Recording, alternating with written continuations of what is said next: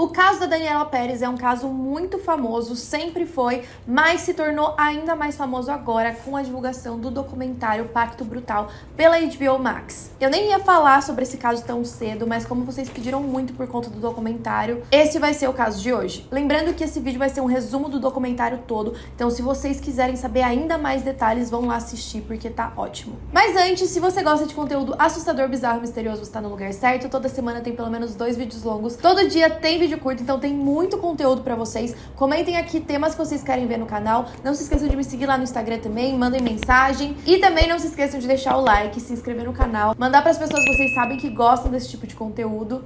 E bora pra história.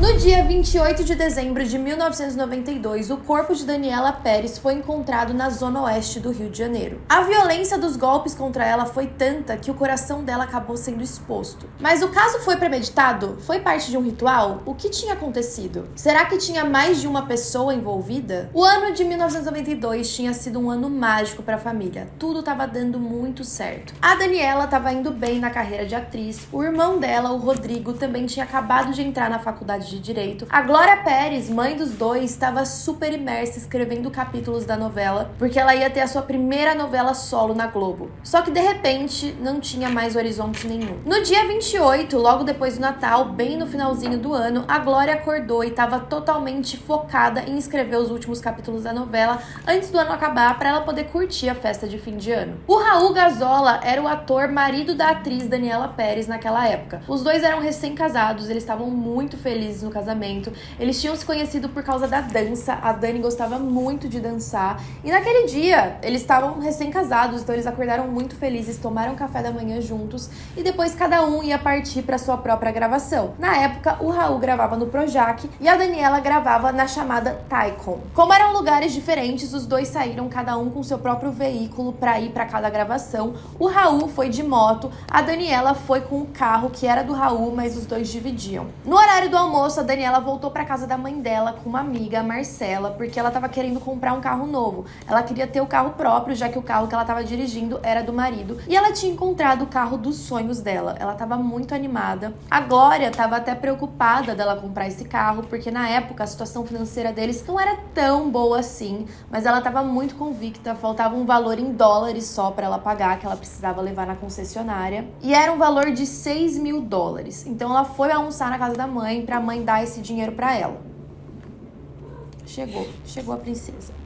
Então a Glória deu o valor em dinheiro pra ela tava com muito dinheiro na bolsa naquele dia, mas a Glória não parou pra almoçar nem com ela nem com a Marcela, porque ela tava de fato absorta nos capítulos da novela. A Daniela teve que ir embora um pouco antes, porque o porteiro avisou que a ventoinha do carro dela tava fazendo barulho, então ela desceu pra ver o que tava acontecendo. Depois disso, ela foi gravar na Taikon. Por volta das 6 horas da tarde, ela ligou pra coreógrafa dela, chamada Sandra, dizendo que ela não tinha conseguido resolver a questão do carro, ela não conseguiu passar na concessionária, e a Sandra avisou ela que era pra ela tomar cuidado, porque ela tava com muito dinheiro dentro da bolsa. Só que a Daniela falou pra Sandra não se preocupar, que ela ia sair da Taikon e ia direto pra casa, apesar dela ter um outro compromisso à noite. A novela que a Daniela tava gravando na época se chamava De Corpo e Alma. A personagem dela se chamava Yasmin e ela tava fazendo muito sucesso. Todo mundo acompanhava a novela e todo mundo se identificava com a personagem dela. Também existia um outro personagem na novela chamado Bira, interpretado pelo ator Guilherme de Pádua. Quando o personagem do Bira começou a se aproximar da Yasmin na novela, o sucesso do ator Guilherme de Pádua também aumentou. Ele começou a ser mais reconhecido na rua, ele começou a ver que ele estava tendo mais prestígio, afinal ele estava contracenando com uma personagem que fazia muito sucesso. Naquele dia, o Raul, quando estava saindo do Projac, ele passou na frente da Taikon e viu que não tinha mais nenhum carro no estacionamento. Então ele imaginou que a Daniela tinha chegado em casa e foi em direção à casa deles também. Só que quando ele chegou em casa, ele viu que ela não estava lá. Mas ele sabia que a Daniela não era de sumir assim, então ele pegou a moto dele e foi fazendo o caminho de volta da casa deles pra Taikon, porque ele imaginou que talvez ela tivesse furado o pneu ou tivesse acontecido alguma coisa assim e ele poderia ajudar. Então ele fez o caminho ali pela orla da praia, não encontrou ela, fez outros caminhos pela avenida que também dava pra Taikon, mas não encontrou o carro em lugar nenhum. Eles tinham um ensaio naquela noite também, e aí ele foi até lá imaginando que talvez ela tivesse ido direto, mas quando ele chegou ele percebeu que ela também não tava lá. Ele ligou então pra Marcela, amiga da Dani, que tinha almoçado com ela, mas ela também não sabia de nada. nada. Por volta das 9 horas da noite, a Glória Pérez recebeu uma ligação do ensaio da Dani perguntando se ela estava na casa dela. E foi aí que começou um desconforto, porque ninguém sabia onde ela estava. E naquela época, 1992, ninguém tinha celular, era só telefone fixo. A gente não tinha muita informação se a pessoa não estava em um lugar fixo de fato. O tempo foi passando, ela não aparecia, era uma época de muitos sequestros no Rio de Janeiro, então eles estavam muito preocupados. Foi aí que eles decidiram entrar em contato com o diretor da novela de Corpo e Alma para ver se ele sabia o que tinha acontecido depois da gravação. Ele disse que tinha visto a Dani saindo da gravação acompanhada do Guilherme de Pádua e de uma outra atriz chamada Marilu. Eles ligaram para Marilu, ninguém estava atendendo, então eles foram até a casa dela. A Marilu disse que ela até ia pegar uma carona com a Dani de volta para casa, mas que quando eles tinham chegado no estacionamento, tinham algumas crianças lá querendo tirar foto. Então ela decidiu não atrapalhar e foi embora, deixando a Dani e o Guilherme tirando foto com essas pessoas. E aí eles pegaram o telefone do Guilherme de Pádua, a Glória Pérez ligou para ele, quem atendeu foi uma mulher que passou o telefone para ele depois. Ele disse que ela tinha ficado tirando foto com um grupo de fãs quando ele foi embora, e ele disse que talvez ela estivesse na casa de uma amiga, o que era bem estranho, tipo, ele sabia que ela tinha ido para casa de alguma amiga, ela falou alguma coisa, por que ele supôs isso? Enquanto isso, ao mesmo tempo, chegou uma patrulha da Polícia Militar dizendo que tinha um carro abandonado no Recreio dos Bandeirantes, próximo ao condomínio Rio Mar. Era um local, na época, muito ermo, escuro, que parecia ser abandonado. Um dos moradores do condomínio Rio Mar tinha achado estranho ter um carro abandonado ali, então ele decidiu anotar a placa desse carro. Quando ele passou de carro, ele viu que tinham dois ali. O carro da frente era um Escort e o de trás era um Santana. Então ele deu uma primeira volta, anotou a placa do carro de trás e aí ele fez a volta de novo para poder anotar a placa do carro da frente. Quando ele estava passando para anotar a placa do carro da frente, ele notou que tinham duas pessoas sentadas ali na frente. Uma delas era uma mulher. Só que quando a polícia chegou lá, só tinha um carro. E o carro era o carro do Raul Gazola, o mesmo carro que a Dani tinha saído aquele dia. Só que como aquela região era meio perigosa, o policial, quando chegou no local, ele decidiu entrar pelo meio do mato, para ele não ficar tão exposto caso tivesse alguém ali. E no que ele estava andando ali pelo matagal, ele tropeçou no corpo da Daniela Pérez. E aí é óbvio que foi uma tragédia, todo mundo ficou muito chocado, até então a família não sabia, né, que ela estava ali. O tio da Daniela foi chamado para reconhecer o corpo, ele era médico. E ao mesmo tempo, o Raul Gazola foi chamado para ir até a delegacia. Ele estava junto com a Marilu, então os dois foram até lá. O policial que chegou na delegacia não queria muito falar pra ele o que tinha acontecido. Ele chamou a Marilu pra ir até uma sala com ele e o Raul ficou indignado. Ele falou, como assim? Eu sou o marido dela, por que você não me fala o que aconteceu? Como assim você só encontrou o carro? Cadê a minha mulher? Cadê o corpo dela? E a primeira coisa que ele pensou foi que ela tinha sido sequestrada. Tanto que ele ligou pra Glória Pérez na hora e falou, olha, raptaram a Dani. E aí é claro que já tava um clima muito tenso. Quando o tio dela foi reconhecer o corpo, eles perceberam que ela tava com o queixo virado. Parecia que ela tinha levado alguns socos, ela tinha alguns hematomas pelo corpo. A bolsa dela, que estava com todo aquele dinheiro do carro, também não tinha sido encontrado. Então, em um primeiro momento, acharam que tinha sido um roubo. Quem estava investigando o caso era o delegado Cidade. Assim que o corpo foi encontrado, teve uma grande comoção. A família foi levada até lá, ninguém conseguia acreditar. Tinham muitos repórteres, tinha muita mídia, muita gente curiosa do condomínio, de fora, indo lá, vendo o corpo dela. Foi um show de horrores. No documentário, inclusive, eu preciso alertar vocês que eles mostram o corpo, as fotos do corpo. Eu, particularmente, não gosto. Eu acho chocante. Não gostaria de ter visto. E não tem aviso nenhum. Então, tomem cuidado se vocês também são um pouco sensíveis. O processo iniciou com o depoimento do morador que tinha visto os dois carros parados ali. Ele, inclusive, deu a descrição da mulher que ele viu sentada no carro. Enquanto tudo isso estava acontecendo, o Guilherme de Pádua chegou na delegacia e foi consolar o Raul. Ele ficou um tempo ali chorando, parecendo emocionado, indignado com tudo. Só que uma coisa que quem notou foi a Cláudia Raia, que é amiga do Raul Gazola, que estava na delegacia, né? Ele ligou pra ela pra ir lá prestar um apoio. Ela notou que no braço do Guilherme tinha um arranhão. Parecia ser um arranhão de uma unha de mulher. E tava fresco ainda, tinha um pouco de sangue. A Daniela teve 18 perfurações pelo corpo. 8 tinham atingido diretamente o coração dela. 4 feriram o pulmão esquerdo. Eles também descobriram que a placa de um dos carros, no caso do Guilherme, tinha sido adulterada, o que indicava que o crime tinha sido premeditado. O Guilherme acabou sendo preso horas depois do crime por ter supostamente confessado. Ele foi preso em flagrante. E a justificativa dele, a primeira justificativa, é que a Daniela estava assediando ele. E ele disse que isso estava preocupando ele, porque talvez isso estivesse refletindo na redação da novela pela Glória Pérez. Ele disse que ele estava se sentindo excluído do papel, como se ele tivesse tendo o papel dele diminuído porque a Dani tivesse desenvolvido algum tipo de obsessão por ele. E aí ele disse que os dois teriam saído juntos da Tycon pra conversar e ela teria levado ele pra aquele lugar no Recreio dos Bandeirantes. Ele disse que teve um desentendimento entre os dois e aí ele acabou machucando ela. Depois ele teria se desesperado e tentado fazer tudo aquilo parecer um roubo. Na delegacia, ele também falava pra mulher dele, a Paula, que ela devia segurar a barra. Isso fez com que os policiais desconfiassem que ela tivesse algum envolvimento com o crime. Quando eles foram até a casa da Paula, eles encontraram um rezador com ela. Disseram que ele tinha feito algumas rezas pra fazer com que ela conseguisse dormir. Só que depois, quando ela acordou, ela acabou falando que ela tava sim no local. Ela disse que tinha ido junto com eles na hipótese de a Daniela ter algum interesse com o Guilherme. E de acordo com ela, as duas brigaram, o Guilherme deu uma gravatada na Dani e aí depois ela apunhalou a Daniela com uma tesoura. A Paula tava grávida na época e aí teve vários problemas na investigação, eles deixaram ela ir embora por qualquer justificativa estranha e aí ela acabou ficando foragida. O flagrante do Guilherme também tinha sido cancelado por uma juíza e os dois ficaram esperando o julgamento soltos. E aí vocês imaginam o tanto que isso causou indignação na família da Dani e pra todo mundo. Só que depois essa decisão foi revogada. Outro ponto chave na investigação e pra descobrir o que aconteceu foi um posto de gasolina. Os frentistas desse posto tinham visto a Dani parar pra abastecer lá e aí um outro carro fechou dela. Nisso, o Guilherme de Pádua teria saído do carro, a Daniela também, eles conversaram um pouco. Dava pra ver que não era uma conversa amigável. E aí ele teria dado um soco nela, isso teria feito com que ela ficasse desacordada e ela foi colocada no banco de passageiros do carro dele. Então ele entrou no carro dela e saiu com o carro, enquanto uma outra pessoa que estava dirigindo o carro do Guilherme também saiu atrás. Os frentistas alegavam que não tinham visto quem estava dirigindo o carro que a Daniela estava dentro. Só que demorou muito para que os frentistas dessem qualquer tipo de depoimento.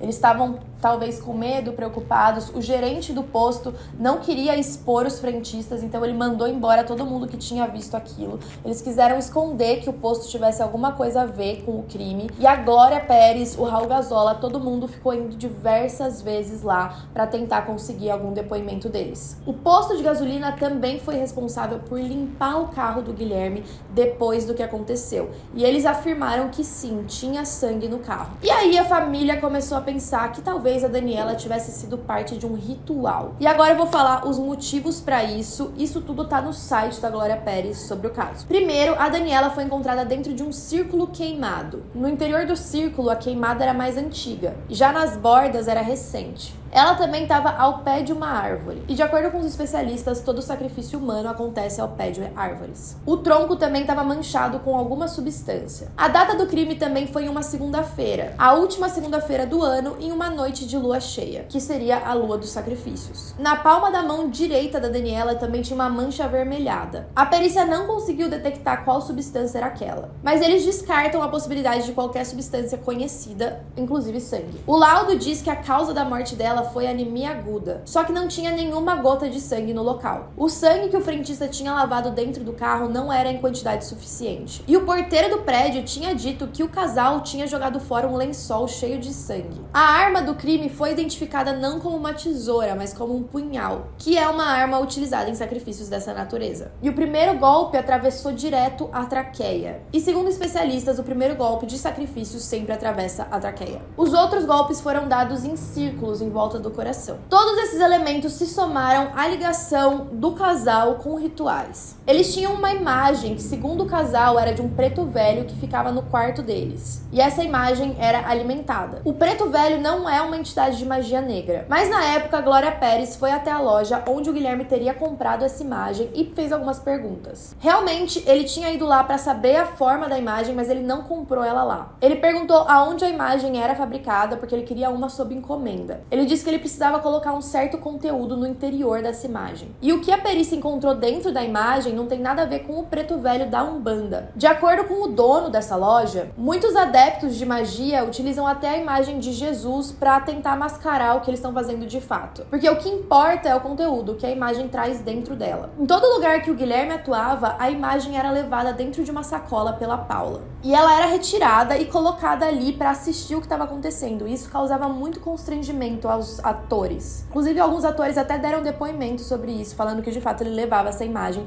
para as gravações. E a Paula também confirmou esse fato quando ela estava dando depoimentos para o juiz. A diarista do casal também disse que a imagem ficava no quarto deles. Ali eles depositavam comida, acendiam velas e faziam várias práticas. E ela também disse que viu o casal saindo com a imagem numa bolsa. Só que essa imagem, no fim, foi quebrada pela mãe do Guilherme de Pádua. Consta no processo que quando ela ficou sabendo que a polícia estava indo em direção à casa deles, ela quebrou a imagem dizendo que isso só ia prejudicar o Guilherme ainda mais. E também tinha um pacto entre o casal que tinha sido selado com tatuagens nos órgãos genitais de cada um deles. Inclusive, a que a Paula fez foi totalmente sem anestesia. A cor dos dois também era vermelha e branca. Eles usavam fitas vermelhas e brancas pelo corpo e eles não deixavam que ninguém tocasse nelas. Quando eles se casaram, eles se vestiram de vermelho e branco e o apartamento do casal era todo decorado de vermelho e branco. No dia do crime, o Guilherme usou uma camiseta vermelha, não se sabe a cor da camiseta da Paula, porque as roupas dela nem chegaram aí pro IML. O feiticeiro, mentor e guia a que o Guilherme se referia se chamava Chico Preto e era um feiticeiro muito famoso em Montes Claros, Minas Gerais. Inclusive diziam que ele tinha a fama de matador, tá? Eu não sei se isso é só um rumor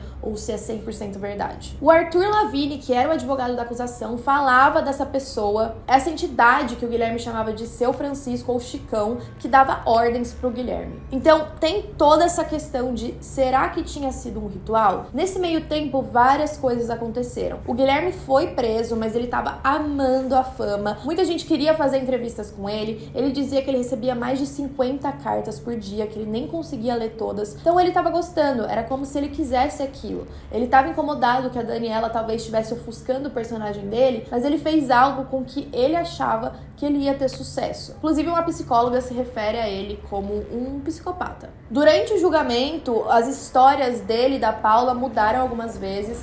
Primeiro, ele dizia que ele tinha assumido todo o crime para Paula poder cuidar do filho, já que ela estava grávida, mas depois ele disse que não, que quem tinha matado a Daniela tinha sido a Paula, porque tinha ciúmes dos dois juntos. Ele também ficava o tempo todo falando que a Daniela tinha um interesse amoroso por ele, mas que ele não tinha, e depois ele disse que sim, que os dois tiveram um caso. Então era muito confuso, as histórias ficavam mudando o tempo todo. O Guilherme e a Paula foram acusados de homicídio qualificado por motivo torpe. Isso porque eles utilizaram recursos que dificultassem a defesa da vítima. O procedimento adotado foi o tribunal do júri. Isso porque qualquer tese de homicídio culposo tinha sido descartada, dada a premeditação do crime. No dia 15 de janeiro de 1997, o Guilherme de Pádua foi condenado a 19 anos de reclusão. Só que ele já tinha cumprido 4. Apesar dele ter recorrido da sentença, a decisão foi mantida. O julgamento da Paula aconteceu no dia 16 de maio de 1997. Ela foi condenada a 18 anos e 6 meses de pena de reclusão. A pena base foi a mesma do Guilherme, mas teve redução de 6 meses porque ela tinha menos de 21 anos quando o crime aconteceu. A votação do júri foi bem dividida. 4 votaram na condenação e 3 votaram na absolvição. A Paula também recorreu da decisão e a pena acabou em 15 anos. Só que em 1999, depois de 7 anos cumprindo a pena, os dois foram soltos. Isso por bom comportamento, enfim. Antes do caso da Daniela Pérez, o homicídio doloso não era considerado um crime hediondo. E isso também teve muita repercussão, porque a lei de crimes hediondos não fazia sentido. A maioria dos crimes que eram considerados hediondos eram crimes relacionados ao patrimônio, não contra a vida. Então, por exemplo, um sequestro seguido de morte, beleza, mas um homicídio não. A Glória Pérez, inclusive, dando uma entrevista, até brincou, né, entre aspas, com esse absurdo do tipo, se você estiver matando um passarinho e alguém do Ibama vê você matando esse passarinho, é melhor que você mate o cara do Ibama do que deixa ele te pegar fazendo isso, porque daí a sua pena vai ser menor. Não faz sentido. Só que a Glória Pérez é óbvio que não ficou calada. Ela liderou um movimento gigantesco. Ela tentou fazer o máximo para ter justiça no caso da filha. Ela mesma dizia que não teve nem tempo de viver o luto, porque ela tinha que ficar brigando o tempo todo para ver a justiça acontecer. O movimento incluía a defesa de inclusão do homicídio doloso no rol de crimes hediondos. E em 1994, ela conseguiu 1,3 milhões de assinaturas para a aprovação de um projeto de lei nesse sentido. Depois de todo o trâmite pela Constituição Federal, o projeto chegou nas mãos do presidente na época, Itamar Franco. E aí ele sancionou a lei que incluía finalmente o homicídio doloso no rol de crimes hediondos. Só que essa modificação não interferia na pena do Guilherme e da Paula, infelizmente, porque era uma nova lei que não podia retroagir pro crime deles, então, enfim, continua a mesma coisa. E eu imagino que deve ter sido muito frustrante para eles ter todo esse trabalho de conseguir uma lei nova e não ser aplicado ao caso que eles estavam lutando por isso. O Guilherme de Pádua, depois de solto, tinha tomado uma decisão definitiva que ele não ia mais comentar sobre o caso. Ele se tornou pastor e ele disse que ele foi julgado por pessoas cristãs depois do lançamento do documentário. E foi aí que ele decidiu gravar um vídeo pedindo desculpas. Ele disse: "Talvez eu nunca tenha a oportunidade real de pedir perdão. Por isso, Glória Pérez, eu te peço perdão por todo o sofrimento que te causei. Jamais esqueci daquele encontro na carceragem. Nunca esqueci. Raul Gazola, eu te peço perdão. Nunca esqueci do dia que fui chamado na delegacia, você estava lá e se arrastou até mim. Me abraçou chorando. Ali vi que era a pior pessoa do mundo." Ele publicou esse vídeo no YouTube. Ele também falou sobre a pressão do público por um pedido de desculpas. Ele disse: "Muitas pessoas, inclusive algumas que se dizem cristãs, têm me julgado e declarado que não acreditam na minha conversão, porque não viram um vídeo meu com um pedido de perdão para a família, os amigos, as pessoas que fiz sofrer com o crime que cometi." Ainda que pareça estranho um cristão lacrar ao julgar que outra pessoa não é cristã de verdade, não tiro a razão de quem duvida da minha conversão, até porque eu mesmo duvido muitas vezes dela. Não sou uma pessoa normal, é óbvio. Alguém que cometeu um crime tem 1000 pensamentos que não são comuns. No entanto, ele afirmou que ele está ciente de que ele não vai ser perdoado. Ele disse: "Sei que esse pedido de perdão talvez não vá significar nada, mas quero deixar registrado. Não que isso vá realmente gerar um perdão, porque um perdão é um dom de Deus. Tem mais a ver com quem perdoa do que quem é perdoado. Se estivesse no lugar de vocês, provavelmente não perdoaria. Então, não espero, mas deixo registrado." Ele também disse que nos primeiros anos depois do crime, ele tentou conversar com a atriz. Ele dizia que ficava noites e noites no pensamento tentando se comunicar com a Daniela. Ele pedia perdão, tentava falar algo como se ela pudesse escutar ele. Bom, basicamente é assim que ele tá hoje. Eu imagino que deve ser muito frustrante pra família ver os assassinos condenados pela morte de uma filha terem saído da prisão tão cedo, mas essa é uma discussão bem ampla e eu quero saber o que vocês acham desse caso todo. Se vocês assistiram o documentário, se não, vão lá assistir, tem vários outros detalhes que, enfim, nem compensa falar aqui no vídeo porque vai ficar um vídeo gigantesco, mas quero muito saber o que vocês acham, a opinião de vocês sobre esse caso, e até a próxima.